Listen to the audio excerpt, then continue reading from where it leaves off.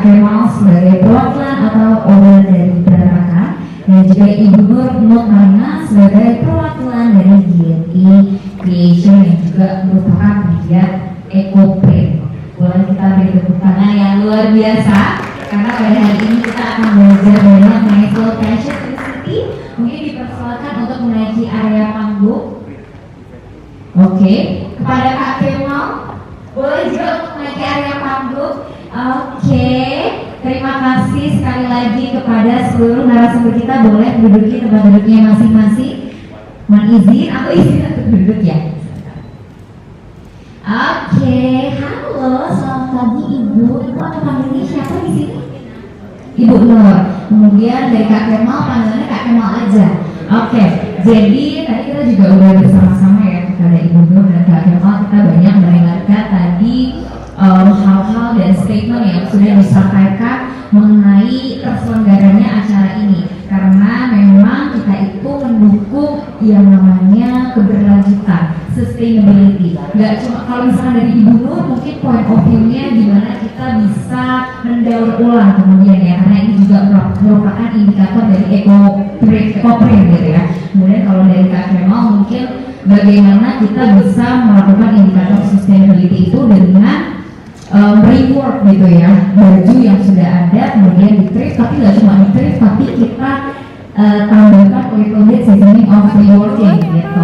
Oke, jadi mungkin kita akan langsung saja ke pertanyaan pertama pada hari ini, yaitu mungkin bisa diceritakan ya secara singkat latar belakang dari brand. Mungkin aku akan ke Bu Nur dulu sebelum ke Kak Kemal.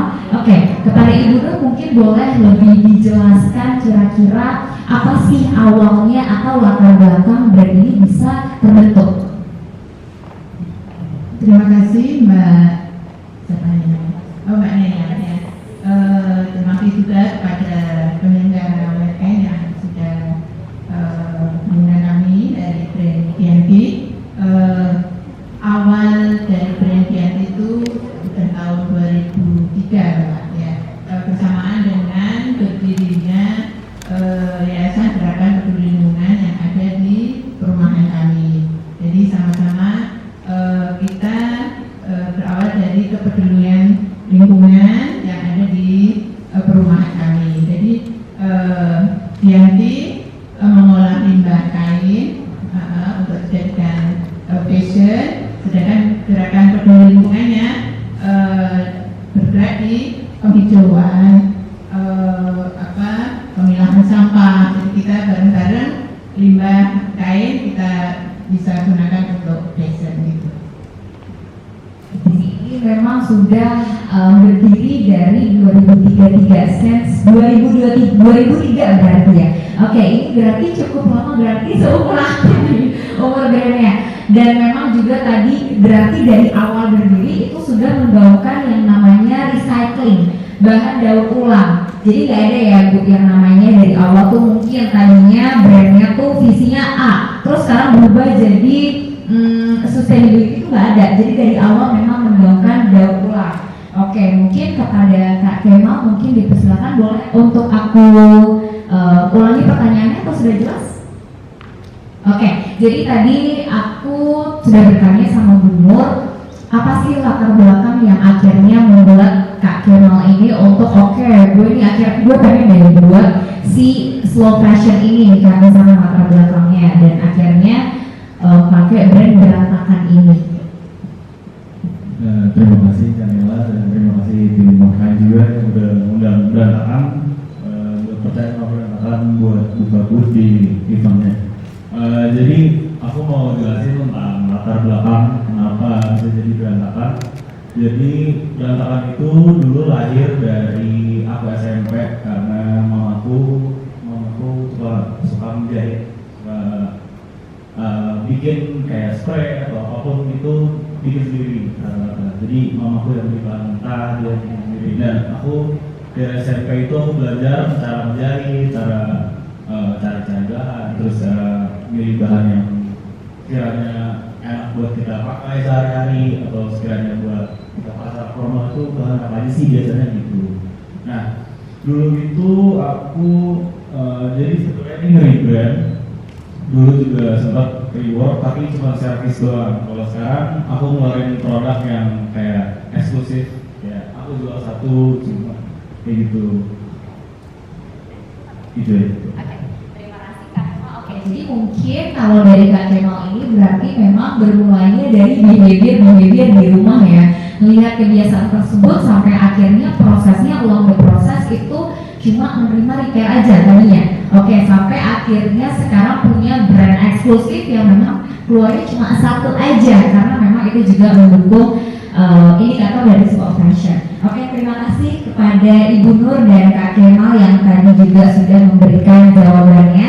Teman-teman, berarti kita juga belajar ya kalau memang slow fashion itu nggak cuma kita dari daur ulang aja, karena memang ini juga dua-dua ini juga merupakan indikator di mana kalau misalkan teman-teman juga udah punya baju yang kayaknya boring banget nih, udah bosen banget ya kan, pengen di rework itu bisa banget ya, bisa mungkin melalui dari Kak Kemal atau misalkan yang pengen melalui kayak lebih alam gitu ya melalui Bu Nur. Terima kasih sekali lagi kepada Kak Kemal dan juga Ibu Nur atas jawaban yang telah diberikan. Kita akan masuk lagi ke pertanyaan kedua, yaitu kira-kira apa sih filosofi atau nilai utama dari brand Giyanti ini gitu. Karena ini juga sudah terbentuk dari sekian belasan tahun yang lalu ya, jadi kira-kira apa sih nilai utama yang dipegang atau prinsip utama apa?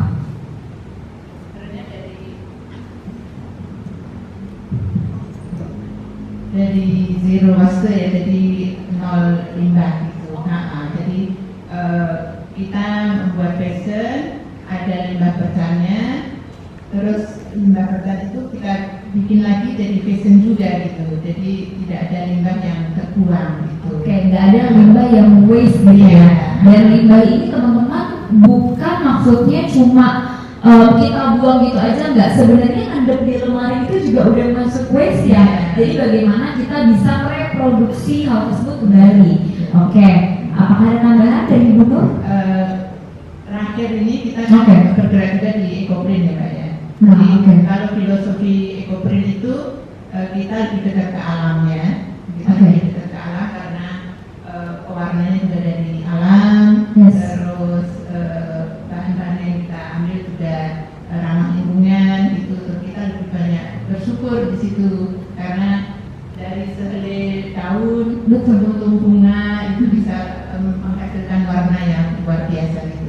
Dari satu bunga bisa menjadi berapa warna itu, tergantung dari zat warna yang kita gunakan. Kita juga bersyukur apa yang diberikan sama Betul, ini juga menjadi salah satu rasa bagaimana kita bersyukur karena hanya dengan satu bahan aja ternyata bisa banyak memproduksi warna juga. Dan yang lebih kerennya lagi, yang lebih incredible lagi, ini memang dari alam gitu ya, datangnya tuh dari alam. Jadi memang sudah pasti nanti untuk keberlanjutannya pasti indikator ini sudah menyelamatkan bumi gitu ya. Jadi memang sudah banyak juga, nggak cuma dari alam aja yang tadi EcoPrint, tapi juga sudah misalkan recycling kembali pakaian-pakaian serta produksi-produksi yang tadinya sudah digunakan kemudian diproduksi lagi gitu. Oke, terima kasih kepada Bu Nur. Oke, mungkin kita lanjutkan kepada Kak Kemal. Tadi aku izin untuk mengulang pertanyaannya, yaitu apa nilai utama yang dipegang atau prinsip apa yang kira-kira dipegang oleh brand makan ini sebagai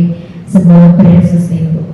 Kalau dari aku mungkin sama kayak Ibu, buat kayak apa ya, kita ambil semua bahan baku itu dari limbah, atau kita kalau bisa jangan membuang pakaian yang masih bisa layak pakai atau apa gitu.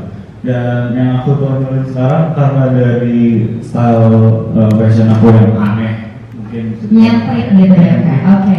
Dan itu juga kayak mungkin banyak sekarang kayak kita lihat musisi-musisi atau mungkin banyak fashion enthusiast yang suka banget pakai pakaian wanita. Padahal ya cuma nggak untuk kemudian kalau dia tuh sebenarnya nggak gentle aja, cuma karena dia fashion enthusiast jadi dia suka dengan style yang aneh-aneh atau apa gitu. Dan aku juga banyak udah beberapa kali nerapin ya photoshoot atau apa, aku selalu pakai model orang-orang yang biasanya dibully di media sosial atau aku juga pakai, ada temanku yang difabel itu sempat aku jadi model buat foto. Jadi ini juga merupakan salah satu campaign berarti ya? Ya. Oke, jadi selain juga menggunakan mengenai slow fashion dan sustainability ini, tapi juga menggunakan indikator yang lain gitu. Oke, terima kasih kepada Kak Kemal yang tadi telah memberikan jawabannya. Nah, mungkin ini juga berkesinambungan dengan pertanyaan kedua, yaitu kalau pertanyaan ketiga ini, kalau tadi yang kedua itu nilai utama ya. Nah, yang ketiga kalau tadi juga udah dijelasin latar belakang dari brand masing-masing, aku mau tanya, kira-kira apa sih yang membuat Gianti Creation dan juga berantakan ini itu berbeda dari brand lain? Apa yang kira-kira menjadi akhirnya titik poin, oke, top of mind gue ini bakal Gianti Creation kalau nilainya tuh ini, karena mungkin orang-orang tahu nilai plusnya. Kira-kira kalau misalkan dari Ibu Nur seperti apa?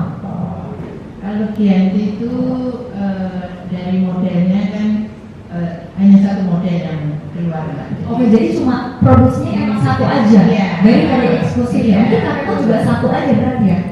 Atau bisa membuat beberapa baju di satu desain? Mungkin kalau satu desain aku bisa tergantung tingkat kesulitan sih. Oh gitu, oke, jadi tentatif. Iya. Oke, mungkin boleh menjelaskan kalau Ibu?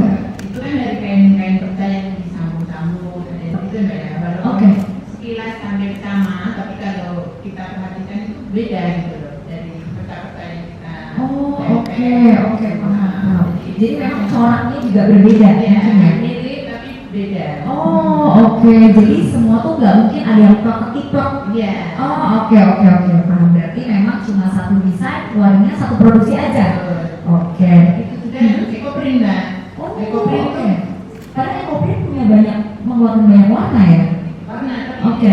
tidak ada yang sama persis, tidak ada. Oh, I Setiap see. kita buat pasti beda, itu dari warnanya, dari Oke. modelnya itu, jadi setiap yang kita buat tidak ada yang sama gitu. Oh, makanya tadi mungkin menggunakan pattern yang sama, tapi kemudian saat proses produksi karena handcraft dan handmade, makanya berbeda di setiap baju atau pakaian.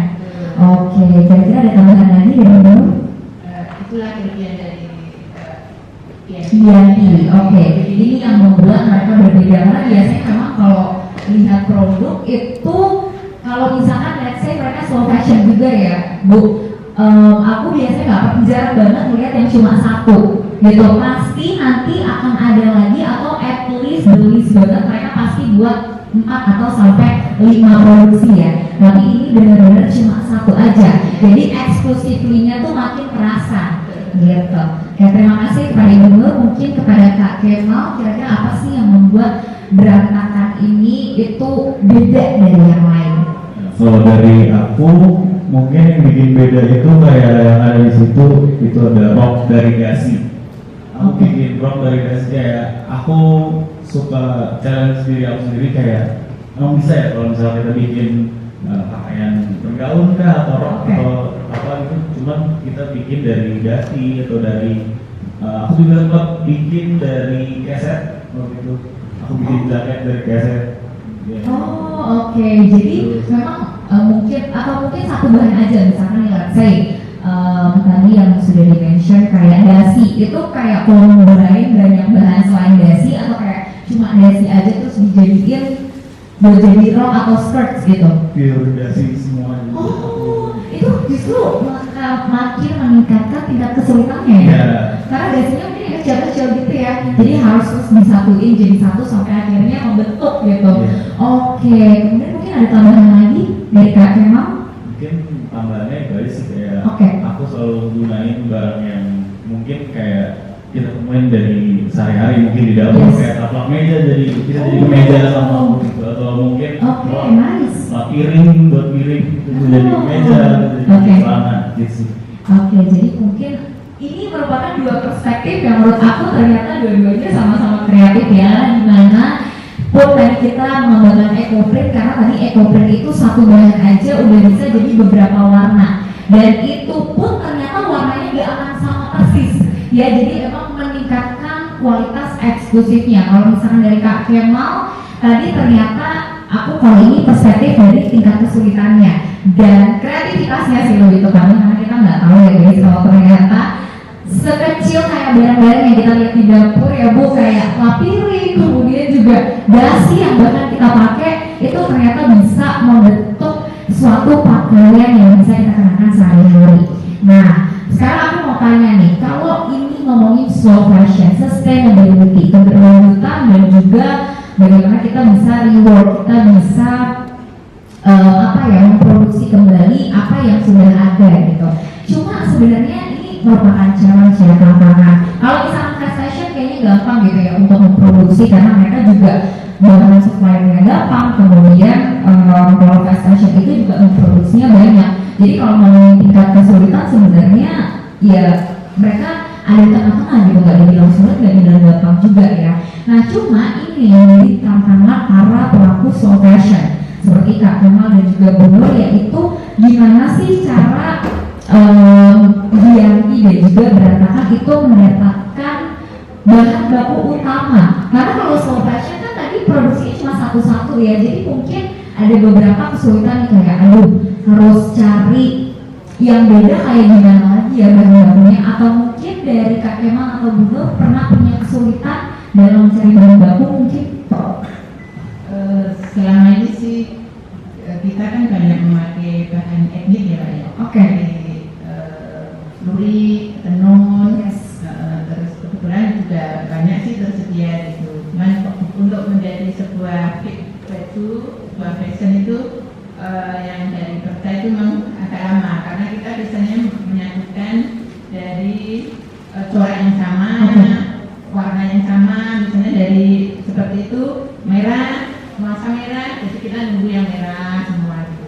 Kalau nuansa hitam seperti itu kita nunggu yang nuansa hitam dulu terkumpul baru nanti bisa menjadi sebuah baju gitu. Oke. Jadi memang mungkin sudah ada supaya kayak tadi tenun dan lain sebagainya memang sudah tersuplai ya. Jadi kalau untuk mencari bahan baku utama mungkin bukan jadi challenge utama, bukan jadi penghambat gitu ya, istilahnya tantangan. Oke. Terima kasih pada Bu Nur, mungkin kepada Kak Kemal boleh dilanjutkan. Aku ditanya perangkat kendala kira-kira bahan baku. Menurut aku enggak, karena aku banyak kayak orang tua aku suka ada bahan-bahan bekas atau dulu mungkin pernah bikin spray ataupun bekas bahan, bisa sisa-sisa bahan atau ada baju-baju aku yang kecilan atau apa, itu aku pakai bahan-bahan itu. Jadi mungkin sebenarnya lebih mengandalkan ke hal-hal sekitar ya. Jadi nggak akan yang namanya kesulitan dalam mencari suatu bahan baku, gitu, karena ya bahannya dari sekitar kita gitu ya. Oke, berarti aku bisa menyimpulkan kalau mungkin pertanyaan ini sebenarnya kurang lebih nggak ada kendala yang emang benar-benar fokus ya, terutama dalam mencari bahan baku. Karena berarti itu akan terus mengalir begitu. Iya, tersedia availability berarti. Oke, kita akan lanjut ke pertanyaan berikutnya.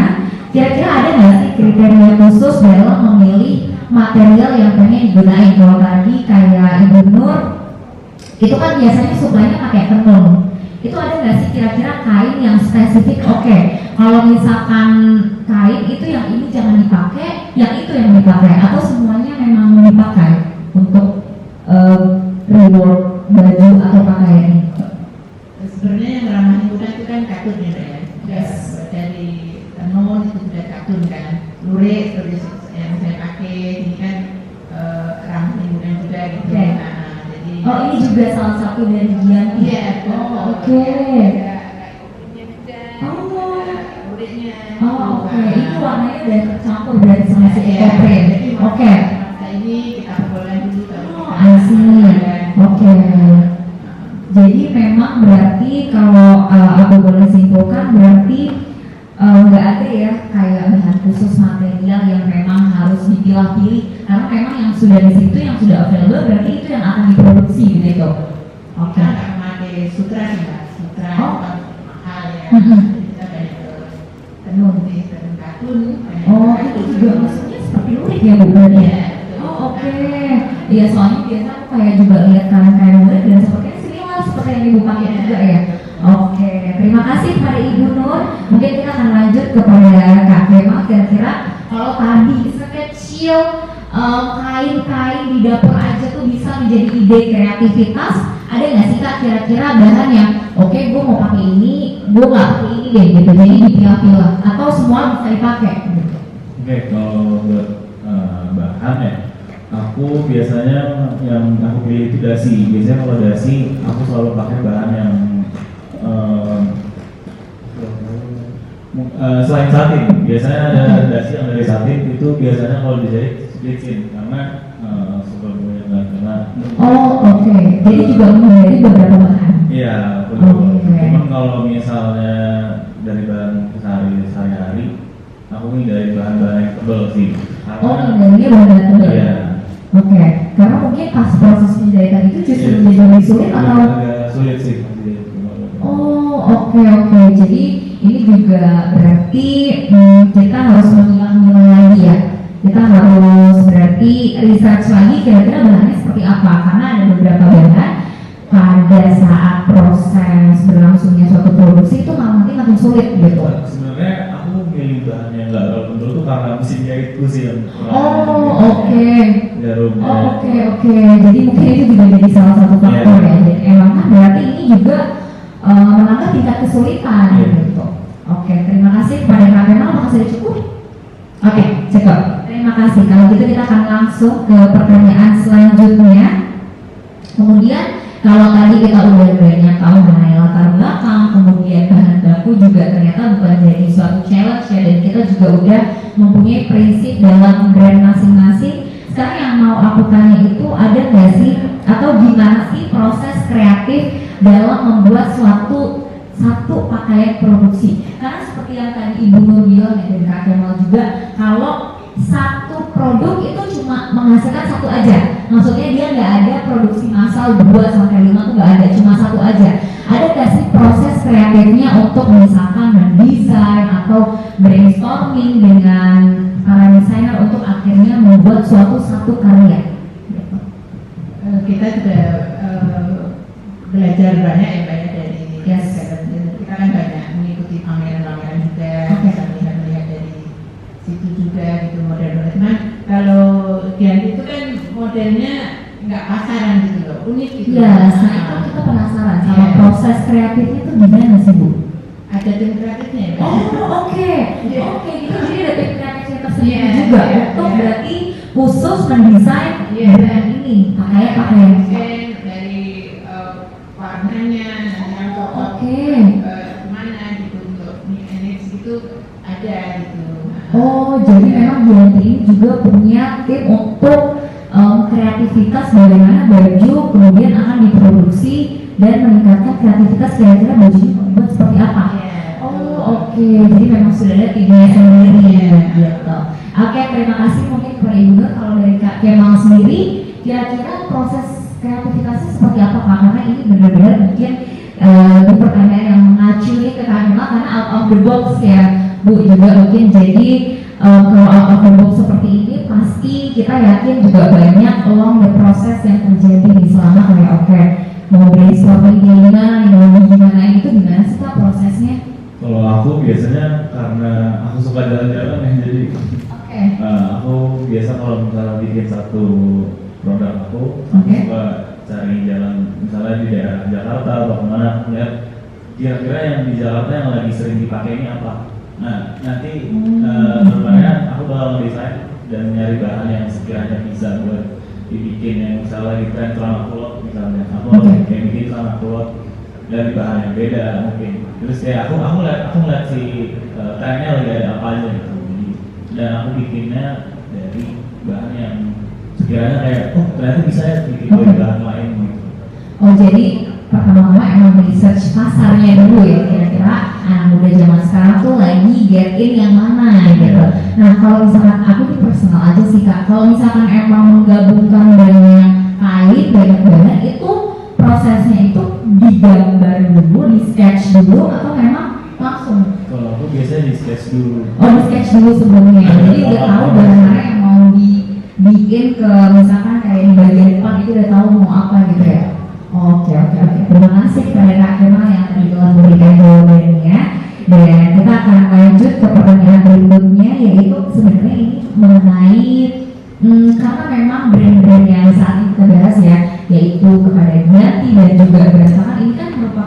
yang out of the box bisa kita bilang ya, berbeda dari yang lain. Susah nggak sih atau jadi tantangan nggak sih untuk mencari target marketing atau untuk mencari buyer? Karena ini kan pasti segmented ya, nggak semua orang itu bisa pakai, nggak semua orang itu aware gitu. Jadi sulit nggak sih kalau dari Bunur sendiri untuk mencari target marketing juga? Sebenarnya kan ini kayak usaha yang enggak utama gitu loh Mbak, oke enggak terlalu yang diharapkan enggak begitu. Jadi ini kan punya passion di fashion, terus kita buat gitu. Jadi enggak sulit juga sih Bu, cari pasar ya, kita kan punya segmen pasar sendiri ya. Yes, betul. Jadi memang ini juga bukan merupakan tantangan ya, karena ternyata pasar itu memang sudah terkelompokkan dengan sendirinya gitu. Jadi kita nggak usah ribet cari harus menggaungkan lebih luas, itu nggak perlu ya. Karena sebenarnya karena justru segmented, orang-orang jadi kayak gampangnya kalau bahasa gaulnya yang tahu-tahu aja gitu ya, karena udah terkelompokkan gitu. Jadi di sini udah nggak ada tantangan lagi berarti ya dalam mencari market berarti. Kita juga nggak punya toko kan, punya toko. Berarti kalau misalkan dari Yuanti ini cuma fokusnya dari e-commerce apa aja Bu? Iya, dari pameran-pameran. Oke, oh berarti juga giat untuk mengikuti pameran. Oh, Inakar kemarin. Oh, Inaka juga ikut kemarin. Oh, oke. Oh, tahunan berarti ya. Oh, jadi juga emang udah mengikuti event-event besar gitu ya. Mungkin juga lebih menggunakan awareness-nya melalui event. Oh, oke, nice. Terima kasih. Tahun yang lalu juga di sini ada event dengan LSPR juga sama atau dengan institusi lain? menteri. Oh, jadi memang udah tahunan juga, every year juga memang ikut event-event tahunan ya yang emang menggaungkan atau memang fokusnya kepada seperti mungkin batik, tenun atau juga recycling seperti ini. Oh, oke. Gitu. Kemudian kepada Kak Kemal mungkin kalau dari Kak Kemal ini sulit nggak sih Kak, seperti yang tadi Kak Kemal ini memang cukup menarik gitu. Jadi yang tadi aku bilang juga dan yang tadi aku ulang memang nggak semua segmen bisa masuk. Jadi pertanyaannya sulit nggak sih untuk Kak Kemal untuk mencari target market gitu? Sulit. Sulit. Oh, oke. Jadi aku jadi tahu dua perspektif yang berbeda gitu ya. Oke. Ini diceritain Kak Kemal. Aku cukup sulit banget buat nyari kayak siapa ya kira-kira orang yang pengen tampil aneh, pengen tampil beda. Oke. Yes, betul. Aku biasanya arah ke model-model kayak misalnya ada satu model yang mau ikut audisi dan bingung buat pakai baju apa dan kalau pakai apa gimana. Biasanya aku yang bantu dan aku ngasih produk ini aku kayak pakai kasih produknya aku buat Dari free juga. ya. Oke. Jadi Terus biasanya aku melihat banyak lagi sekarang menurut aku targetnya lebih banyak. Menurut aku ini aku udah beberapa kolaborasi sama band punk dari Bandung namanya Donker dan ini bakal di Amerika nanti Mei 31 Mei aku bakal pameran sama dia dan dia main musik sambil pakai baju aku. oh, jadi ini juga mungkin salah satu cara ini soft ya, berarti kita soft marketing gitu ya. Oke. Jadi mungkin nanti ada pameran itu dan aku jadi lihat dari dua perspektif ya. Kayak ternyata soft fashion ini tuh memang ada yang merasa ini punya marketnya sendiri, tapi ada juga yang mungkin karena memang ini juga brand baru ya Kak. Jadi mungkin masih berusaha untuk menyaring juga ya. Karena nanti mungkin along the way, along the process kita akan jadi lebih tahu, kita akan jadi lebih terorganisir sendiri nih kira-kira target mana yang mau di-achieve gitu. Oke, dan mungkin tadi tentunya itu adalah menurutku ide yang cukup brilian ya Kak, dengan menggunakan soft selling atau soft marketing di mana nantinya kalau misalkan dari kelompok itu pakai produksi dari berantakan. Ya, jadi mungkin itu juga ningkatin salah satu tingkat awareness teman-teman yang nonton ya. Jadi nanti kalau itu brand apa kan mereka pasti tertarik dan jadinya find out gitu. Oke, terima kasih sekali lagi kepada Kak Kemal dan juga kepada Ibu Nur. Masih ada pertanyaan lagi mungkin yang akan dijawab oleh Kak Kemal dan juga Ibu Nur. Kemudian nanti akan aku fokuskan izin kepada Ibu Nur ya, karena kita akan lebih mendalami mengenai eco touch ini dan eco print ini gitu. Jadi mungkin ini adalah pertanyaan terakhir, yaitu yang terakhir, apa sih harapan jangka panjang untuk brand ini, karena ini juga mengangkat keberlanjutan atau sustainability terhadap masa depan industri fashion di Indonesia, khususnya seperti yang tadi soal aku mention, yaitu tentang keberlanjutan. Kira-kira harapannya untuk brand apa dan kemudian untuk fashion industri itu seperti apa? Ibu sendiri. Berharap sih ya dari brand itu bisa diterima masyarakat ya. Betul. Dengan Meningkatkan awareness ya. Karena kan itu menjaga kelestarian lingkungan juga. Betul. Makanya Yes. recovery dari limbah kainnya gitu kan. Jadi mudah-mudahan ya lebih, terutama anak muda ya Mbak, lebih peduli ya gitu untuk slow fashion gitu. Yes. Pertama anak muda pastinya ya, karena mungkin kalau misalkan dari Ibu Nur pasti sudah ada di segmen-segmen yang kiranya 30 sampai 40 ke atas yang memang sudah banyak mengetahui Yoli ini. Cuma mungkin anak muda nih yang masih kurang awareness-nya ya, karena mungkin sekarang anak muda memang sukanya fast fashion nih. Makanya hari ini kita pengen coba untuk meningkatkan awareness mereka juga dengan yes betul, dan menghadirkan juga Ibu Nur selaku owner ya, berarti dari Giyanti ini. Oke, terima kasih kepada Ibu Nur. Mungkin dari Kemal ada nggak sih harapan, karena Kak Kemal ini juga berarti perintis dalam dunia fashion itu baru ya, mulainya dari 2000 berapa Kak? 2020. Oh 2020, berarti ya benar-benar lumayan. Kira-kira apa sih Kak harapannya ke depan untuk pemberantakan dan juga untuk fashion industry di Indonesia? Kalau buat berantakan, harapan aku bisa dikenal sih, dan Lebih dikenal. ya lebih dikenal, dan harapan aku pengen banget aku bisa, karena aku suka sama musik, jadi aku pengen banget band-band idola aku pakai, setiap dia tampil selalu pakai produk aku. Oke, jadi memang kalau seperti ini, kalau kita udah tahu isi-isinya, kita udah tahu ya segmennya mau kemana. Kalau misalkan Kak Kemal harapannya semoga nanti bisa lebih banyak berkolaborasi, berarti bersama band-band lain gitu ya. Karena kalau nanti datang masih ada band juga ya yang juga berkolaborasi sekaligus menampilkan karya-karyanya berarti ya. Oke, terima kasih sekali lagi kepada Kak Kemal dan juga Ibu Nur. Ibu Nur, sebenarnya aku izin Kak Kemal ya, aku mau coba untuk lebih mengulik mengenai si eco touch ini, karena tadi aku juga udah slightly tahu bahwa ternyata satu bahan itu bisa menghasilkan banyak warna gitu ya. Dan yang lebih luar biasa lagi, ternyata dari banyak warna ini kalau memang dibuat banyak itu warnanya nggak akan sama. Jadi satu warna itu jadinya eksklusif gitu ya, nggak akan sama dengan warna yang juga telah dibuat dari bahan tersebut. Nah sebenarnya mungkin aku mau tanya dulu ya, eco print itu gimana dan bagaimana proses pembuatannya? Dari satu bahan dijadiin di press dan dikompres jadi warna itu gimana Ibu prosesnya? Kan mungkin di sini Kak Kemal juga kalau misalkan mau cari warna bisa ya, terus jadinya beralih ke eco print ini gitu.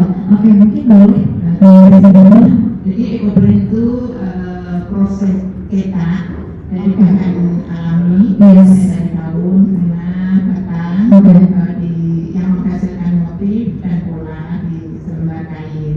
Oke, jadi ini sistemnya mencetak berarti. Iya, print. Oh, oke. Print, ya. Oke. Yang menggunakan zat warna alam gitu. Oh, oke. Jadi prosesnya memang panjang Mbak. Oke. Jadi kita memilih kain yang katun biasanya, Mhm. pigmen bisa kita cuci dulu, kita mordan itu, fungsi mordan itu untuk menghilangkan lilin-lilin dan zat-kimia yang ada di kain. Oke. Harus bersih dulu kainnya. Oh, jadi sampai warnanya itu benar-benar bersih gitu ya? Ya bersih, lalu setelah itu kita Oke. siapkan daun-daun yang sudah kita pelajari mana yang menghasilkan warna yang bagus, bunga celikir misalnya ya, itu cocok di kain rayon, kain kain belum tentu. Bunga kamboja sama-sama kuning, belum tentu menghasilkan warna kuning di kain yang sama gitu. Jadi tergantung warnanya juga gitu. Berarti ini juga tergantung kain yang memang akan dipakai ya. Betul. Oke, mungkin juga ini berkesinambungan sama pertanyaan gue yang mungkin juga sudah terjawab di pertanyaan satu. Berarti untuk bahan-bahan alami yang digunakan itu dengan kain-kain tersebut berarti, atau ada kiranya bahan-bahan alami lagi yang mungkin belum disebutkan tadi Bu? Oke, zat warnanya itu. Misalnya kita mau warna merah gitu, kita pakai secang. Kalau di Jogja itu secang kan untuk minuman ya, untuk pita kubuk, tahu nggak Mbak Nela? Oke, so biasanya minumnya udah lebih. Oke. Kayu setangnya ya, warnanya bisa mengeluarkan warna merah gitu. Merah merona gitu, merah bagus gitu. Oh nice, berarti mungkin selain dari yang tadi apa namanya secang ya Bu? Secang. Itu selain dari itu kira-kira ada bahan alami apa? Atau ada bahan-bahan yang misalnya memang biasanya mau sekedar pakai untuk jadi makanan atau minuman, tapi ternyata juga bisa mengeluarkan warna untuk produksi suatu tekstil gitu. Buku kuning bisa Mbak. Oh kuning pasti. Oh nice. Ditambah dengan bubuk daun ketapang bisa warna kuning gitu. Bisa. Daun ketapang mungkin anak-anak sekarang nggak begitu tahu ya, ini kan ada abu-abu, ada coklat. Ini juga ada contohnya secara langsung, teman-teman mungkin boleh dilihat ini adalah implikasi dari penggunaan warna yang tadi sudah disebutkan. Ini dari bahan-bahan apa aja Bu? Kalau aku boleh tahu. Yang ini rayon, yang abu-abu, yang merah itu. Oh, yang abu-abu ini dari bahan alaminya apa Bu? Hijau itu ketapang. Oh ketapang. Oh ini full dari si bubuk ketapang ini. Oh oke. Kemudian yang ada di sebelahnya ini, yang warna ini enggak warnanya keunguan ya? Secang dicampur dengan tea. Oh, I see. Ini juga merupakan mungkin knowledge baru juga ya, karena ternyata warna secantik ini itu tekstilnya dibuat dari bahan alami. Bahkan ternyata ini merupakan rempah-rempah ya, rempah-rempah yang akhirnya menghasilkan warna. Oke. Yang ini nggak pakai warna Mbak. Oh ini pakai apa? Putihan istilahnya nggak pakai zat warna. Oke. Terus ini kan ada hijaunya ya? Itu hijaunya pakai apa ya Bu? Daun kenikir. Oh oke. Nice. Tanpa pewarna juga. Itu daun kenikir Mbak. Daun kenikir yang kuning. Oh oke. Itu yang tanpa warna. Jadi putihan itu setelah kayak kita cuci, kita murdan, kita taruh daun itu daun kenikir, daun ketepeng, daun kenikir gitu. Warnanya muncul keluar. Oh ya, dan aku juga lihat ya ini di setiap contoh yang juga dikasih tahu sebenarnya nggak ada warna yang sama ya. Warnanya semuanya beda. Even sebenarnya di satu motif aja hijau itu udah sedikit berbeda. Iya oke. Oh I see. Oke ini mungkin juga dari knowledge baru teman-teman boleh dilihat ya. Kalau ternyata hasil yang dibuat, tekstil yang dibuat itu ternyata di satu motif aja warnanya tuh bisa berbeda. Jadi mungkin ini juga cara kita yang tadi bilang dulu untuk lebih menghargai alam ya, untuk lebih menghargai bahan-bahan alami yang wujudnya itu dari bumi gitu ya. Oke. Ini juga merupakan mungkin edukasi baru juga buat kita ya. Kemudian selanjutnya ini yang sudah menjadi suatu pakaian ready to wear berarti ya, sudah jadi RPW. Oh, cuma satu ini aja. Jadi tadi dari bahan tersebut jadinya cuma satu barang aja. Oh, Alisi mungkin boleh juga ditunjukkan yang hijau Ibu. Oke. Cantik sekali teman-teman. Oke, ini dari belakang wujudnya seperti ini. Jadi memang latar patternnya juga itu beda banget ya. Iya, jadi di satu motif aja teman-teman tuh bisa melihat memang kualitas dari keeksklusifan itu berasa banget ya. Karena di setiap baju itu patternnya juga bukan pattern print yang terus jadinya sama gitu, enggak. Oke, mungkin boleh kasih tahu Bu dari range harganya itu kira-kira berapa di satu produksi? Mulai dari berapa? Karena ini kita bikinnya satu-satu lah ya. Yes. proses yang agak lama. Betul. Serba kain bisa 500 gitu. Oke. Oke, jadi harganya start from price 500.000. Oke. Kemudian ini buatnya cuma khusus pakaian aja atau juga ada kayak rok, celana dan lain sebagainya? Oh, oke. Banyak bisa dipakai di banyak bantal. Oh, oke. Ini juga bisa di sini berarti ya? Topi ada, kasinan. Oh, memang banyak yang takut ya, soalnya tadi aku pikir memang cuma fokusnya di pakaian aja sama sebenarnya tadi aku sempat lihat juga ya kok Instagramnya berantakan sama Dianti juga, dan aku tadi memang banyaknya melihat ready to wear seperti pakaian, kemudian banyak juga datang atau celana gitu ya, tapi ternyata banyak juga kain takut kayak ada itu ada pashmina kalau nggak salah ya, terus topi juga. Oh, ini saja kayak gini ya? Oh, itu kalau untuk pembentukan daunnya juga dengan alami atau cetak? Di daunnya sudah berdaun, Mbak. Oh, oke, I see. Daun kapas aduk sudah berdaun. Jadi kita kan bermula dari gerakan perlindungan Mbak yang Oke. banyak orang itu. Jadi pokoknya yang kita tanam itu banyak banget gitu loh. Jadi bermula dari situ akhirnya kita berkembang sampai di print. Oke. Di dalam bisa beli tinggal kecil-kecil gitu. Oke. Terima kasih Bu, aku jadi tahu nih insight-nya kalau ternyata mungkin teman-teman juga lebih spread awareness juga kalau Dianti ini nggak cuma fokusnya di ready to wear aja, tapi juga handcrafted lainnya, dan juga melalui print itu juga alami dari dedaunan berarti ya. Nah, mungkin aku juga pengen tanya nih ke Kak Kemal karena tadi juga udah ditunjukin ya. Kak Kemal kira-kira ada nggak sih produk-produk yang memang sudah diproduksi atau mungkin dari Kak Kemal ada yang juga lagi dipakai nih, biar kita juga bisa lihat sama-sama Kak. Sebenarnya Yang tiga ini ya?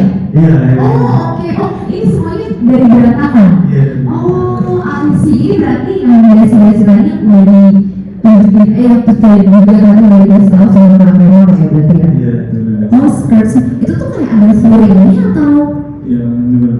yang si rok base itu juga ada furingnya gitu di dalam ya? Iya.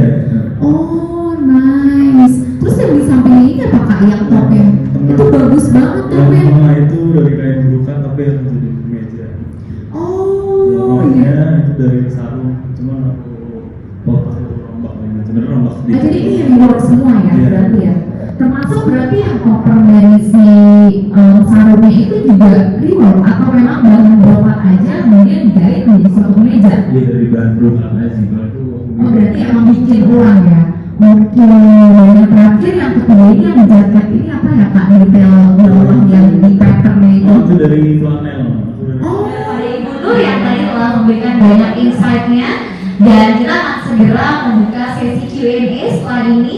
Kita masih ada sisa waktu kurang lebih 10 sampai dengan 15 menit. Kalau misalkan dari teman-teman ada yang mau ditanyakan, boleh banget. Feel free to ask teman-teman ya, karena hari ini kita juga masih banyak ada edukasi-edukasi yang mungkin tadi belum tersampaikan pertanyaannya, boleh disampaikan atau boleh ditanyakan gitu ya. Jadi mungkin kalau ini personal question dari aku sih. Kira-kira kalau misalkan dari Kak Kemal dan Bu Nur sendiri, karena aku menyadari ya bahwa slow fashion atau sustainability bahkan menurutku pribadi awalnya sebelum akhirnya aku belajar, aku awam banget gitu ya. Apa sih akhirnya titik poin yang akhirnya oke, kita harus reward kalau misalkan dari Bu Nur mungkin harus lebih banyak recycling, harus lebih banyak untuk punya ekosistem daur ulang. Nah, sebelum brand ini terwujud gitu ya, nilai utamanya apa sih awalnya banget yang menjadi titik poin Bu Nur untuk akhirnya mau membangun brand ini gitu? Di awal sudah mulai ingin tidak ada limbah gitu loh Pak. Limbah biasanya itu 0 gitu, zero waste ya. Jadi limbah yang kita hasilkan dari memotong baju, memotong kain itu kita pakai lagi gitu. Saya pakai di kantong, mungkin saya punya di lengan. Jadi kan dari limbah-limbah yang kecil-kecil yang kita taruh di bawah untuk apa ya? Bisa tambah pakai ini ya kan? Tapi ini tuh motif ya Bu berarti ya? Ini ekoprint ini. Oh, Oh, itu termasuk dari ekoprint ya? Iya, Oh, potongan-potongan yang tidak terpakai gitu. oh, I see. Jadi ininya sih tidak ada limbah di situ gitu. Oke. Semuanya terpakai. Gitu.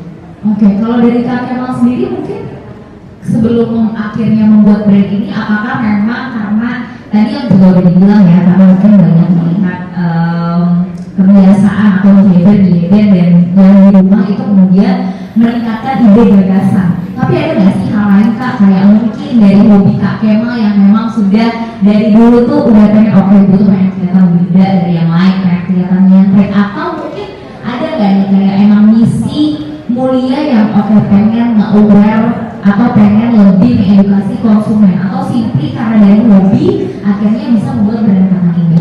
Kalau aku ya pengen naikin industri fashion sekarang. Yes. Karena aku melihat karena aku report, aku melihat banyak brand lokal yang namanya sekarang udah kayak mungkin ikut jackpot atau apa itu kan Oke. namanya udah mulai Yes, pengen betul. ikut versi Betul.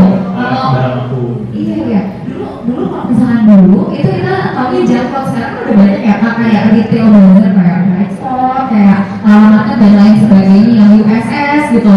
Jadi oh iya sih mungkin ini juga menjadi suatu kesadaran karena emang tapi sebenarnya Jaklot itu masih ada Kak, dan Kakak juga masih ada, cuma aku nggak pernah ikut. Oh oke. Karena dulu waktu pas zaman mungkin sekarang belum terlalu retail banget ya. Dulu tuh kayak emang kita tahunya cuma Jaklot aja ya, sama paling kalau dari bazar-bazar kayak bazar-bazar dari pemerintah atau kementerian kita kali ya Bu ya. Gitu. Oh, I see. Aku setuju sih. Memang mungkin banyak brand yang sekarang udah mulai redup namanya karena pasar dan segmennya juga udah berganti gitu. Jadi pengen namanya itu dan bareng-bareng naiknya sambil sama brand aku, dan kita berdua itu kayak kerjasama buat biasanya kan brand-brand kayak gitu kan yang underground gitu yang target market itu kok orang-orang yang gimana, anak muda yang suka landscape mungkin, Oke. orang mungkin yang Yes. di mana emang ya seperti itu. Jadi aku pengen ngangkat yang mungkin aku pakai misalnya bikin konten atau ya balik lagi ke yang musisi itu seperti itu. Oh, oke. Caranya gitu. Oke, jadi ini juga mungkin juga statement yang aku suka banget karena kalau dari Bumur tadi juga bilang bahwa memang niatnya itu untuk lebih kita meningkatkan, selain memang meningkatkan kepedulian kita terhadap bumi, tapi juga ingin meningkatkan kreativitas teman-teman dan mengajak kayak ini loh teman-teman, kalau misalkan ternyata bahan-bahan alami atau bahan-bahan yang tadi sudah tidak terpakai itu bisa jadi desain yang memang masih apik gitu ya, ternyata masih apik untuk dipakai. Dan tadi kalau misalkan dari Kak Kemal mungkin lebih ke indikator mau untuk lebih meningkatkan kembali brand-brand yang sudah redup, kemudian membuat simbiosis mutualisme ya, karena dari Kak Kemal juga bisa mendapatkan profit, dari mereka pun juga mendapatkan profit karena Kak Kemal sudah membeli atau bahan yang diambil tuh dari brand tersebut gitu. Oke, terima kasih sekali lagi kepada Bunur dan juga Kak Kemal. Kalau aku personally ya, ini masih pertanyaan dari aku. Teman-teman kalau misalkan ada yang punya pertanyaan boleh banget raise hand aja biar nanti aku bantu tampung, kemudian kita akan bertanya kepada Bunur dan juga Kak Kemal. Kalau dari aku, karena ini memang fokusnya slow fashion ya, aku agak sedikit out of the box gitu ya, aku agak sedikit nggak nyambung sama temanya sebenarnya, cuma masih sedikit nyambung ya. Kalau misalnya ngomongin fast fashion sebenarnya, kira-kira sebenarnya kalau menurut Bunur sendiri nggak apa-apa nggak sih untuk kita tuh masih ada pemakaian fast fashion dan nggak selalu dari bahan yang didaur ulang gitu? Nggak apa juga sih Mbak ya. Sebenarnya nggak apa-apa ya, dari masing-masing. Oke. Kan selagi ada budgetnya gitu. Tapi kalau bisa sih kita slow fashion ya gitu. Bagusnya gitu. Jadi kita jangan terlalu banyak belanja kita punya fashion ya. Betul. Jangan banyak belanja dan caranya adalah dengan beli slow fashion, beli satu atau dua, beli kita nabung dan dibuat belanja. Oke. Tapi kalau orang belanja nggak bisa dicegah juga kan. Betul. Tapi kita juga bisa salah satunya adalah dengan membuat suatu awareness atau sosialisasi yang mungkin bisa membuka mindset baru mengenai sini ya. Oke, mungkin ada tambahan lagi? Belanja 2 reward 2. Betul, seperti yang tadi dibilang oleh Pak dosen. Kalau itu sudah dikerjakan di komunitas kami, Mbak. Oh, jadi ini juga ada donasi kemudian baju-baju didonasikan. Enggak, Ibu. Heeh. Kalau belanja jadi mindset juga sih. Oke. Belanja 2 reward 2. Oh, oke. Yang didonasikan tuh bisa dalam bentuk apa saja? Bisa apa saja? Kita kan punya komunitas ya, Mm-hmm. peduli lingkungan. Yes. Kita kan luas ya, Mbak ya. Betul. Jadi kemarin pas dari Ibu kita menggalang itu untuk mengumpulkan dan terus mulai pakai kita donasikan. Oh, memang ke komunitas ya teman-teman yang membutuhkan. Oke. Terus ada yang kita belanja dulu yang memang kayak jual, Oke. itu kita donasikan di Palestina. Jadi memang selalu balancing ya, harus selalu balancing kalau misalnya mau mulai sustainability fashion gitu. Kalau misalnya belinya 3 berarti kemarin ada 3 gitu. Jadi nggak akan nambahin lemari tapi menyesuaikan kembali gitu. Kalau misalnya dari Kak Kemal sendiri kira-kira apa nih? Kalau dari aku mungkin beda-beda ya dari Iya. dulu ya tergantung dari kapasitas kita sih ya. Tergantung ibu masing-masing Iya. sebenarnya. Berarti kalau dari Kak Kemal, is it okay untuk kita masih ada nih campuran nggak yang dari slow fashion Iya. terus atau gimana menurut pandangan Kak Kemal? Kalau menurut aku ya nggak apa-apa aja sih, cuman yang penting gimana ya, jangan terlalu berlebihan gitu. Oke. Oh, jangan terlalu berlebihan. Betul, berarti memang lain ya, connected each other. Kita boleh kok, dan seperti yang tadi Bu Nur bilang sebenarnya dan Kak Kemal juga bilang, ini tuh sebenarnya tergantung individunya masing-masing. Karena lagi-lagi kita nggak punya rights atau kita nggak punya hak sebenarnya untuk benar-benar mencegah gitu ya. Cuma mungkin dengan adanya kegiatan serta event ini itu bisa meningkatkan rasa kepedulian dan awareness kita terhadap penggunaan slow fashion dan sustainable fashion ini. Karena memang logically kalau kita udah mulai beralih ke slow fashion, udah nggak bakal namanya overconsumption gitu. Karena boncos ya kakak-kakak ya. Ya Bu ya, kita nanti boncos kalau belinya 5 atau setiap minggu beli satu itu nanti boncos gitu. Jadi memang sustainability fashion ini selain juga menurutku meningkatkan kepedulian terhadap sesama, terhadap bumi, tapi juga menggeluti tabungan kita gitu. Karena kita jadi jarang beli baju gitu ya, dan jadi lebih menghargai apa yang kita punya. Terakhir nih Bu, mungkin untuk pada Bu Nur dan juga pada Kak Kemal, kira-kira mengenai tanggapannya atau perspektif mengenai acara WRKN ini apa sih, dan kira-kira harapannya hadir pada acara hari ini itu apa sih kalau dari Bu Nur, kemudian akan kita lanjutkan kepada Kak Kemal. Acara ini bagus banget ya, Mbak ya. Oke. Bagus buat kita memberikan edukasi untuk slow fashion gitu kan. Oke. Generasinya Mbak Nela gitu kan. Oke, betul. Tapi kita di Gen ya Bu, masih kurang awareness-nya. Kalau seusia itu kan memang udaranya juga sudah berkurang gitu. Jadi ya udah nggak belajar lagi gitu. Jadi yang ada kemarin kan dipakai aja di sumber Mbak. Oke. Ini ya. Iya betul, karena mungkin ini juga jadi salah satu mispersepsi. Kalau misalkan ngomongin Gen Z itu bilang, Kak, budget kita tuh nggak masuk, gimana mau mencoba atau kita pengen beralih ke sustainability fashion, padahal sebenarnya bukan harus dengan membeli baju atau pakaian baru, tapi pakai apa yang sudah ada di lemari. Makanya itu juga connected dengan apa yang tadi dibilang, kalau misalkan beli satu, keluarnya juga satu gitu. Jadi sebenarnya tentang lebih menyesuaikan aja sih, jangan nambah, tapi juga jangan kurang ya. Jadi masih tetap terus kita menggaungkan yang namanya slow fashion itu dengan salah satu baby step-nya itu teman-teman. Kalau memang mungkin dirasanya masih nggak masuk sama budgetingnya, ya sebenarnya simply pakai yang ada di lemari gitu. Jangan nanti membeli tapi nggak bisa mengeluarkan gitu ya. Oke, kalau misalkan dari Kak Kemal sendiri kira-kira seperti apa? Buat kedepannya, buat WRKN ini, Yes. menurut aku kedepannya lebih banyak nyampein edukasi tentang slow fashion nih, karena Gen Z ini susah dibilangin. Betul, kita semua nanti juga ngeyel ya Kak. Oke. Dan kalau bisa menjamur lebih besar lagi eventnya.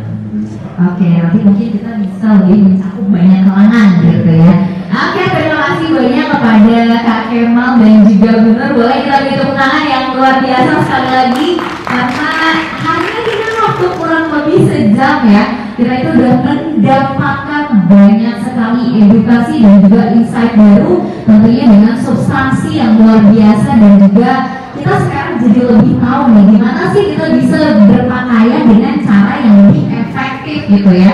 Dan sebenarnya konklusinya adalah kita itu meningkatkan awareness teman-teman. Kita pengen meningkatkan kepedulian teman-teman terhadap bumi kita ini, karena tadi Kak Dasa bilang ini adalah bumi di mana kita berpijak, jadi kita harus lebih peduli dengan apa yang kita pakai. Kita harus bisa bertanggung jawab atas apa yang kita pilih, karena kita bisa loh teman-teman untuk memilih hanya cuma mau ikut tren atau menjadi bagian dari sustainability, keberlanjutan dan juga perubahan. Dan mungkin ini bisa menjadi hal-hal yang nantinya kalau misalkan teman-teman pulang ke rumah itu bisa diimplikasikan di kemudian hari. Terima kasih banyak kepada Kak Kemal dan juga Ibu Nur. Sekali lagi mungkin kepada teman-teman, kalau misalkan masih ada yang aku izin untuk berdiri ya, Ibu, Kakak, gak apa-apa di sini duduk dulu aja. Kalau misalkan ada yang punya pertanyaan boleh banget, karena FYI nanti kita bakal dapat budidaya dari Wardah, betul Kakak? Akan dapat dari Wardah, jadi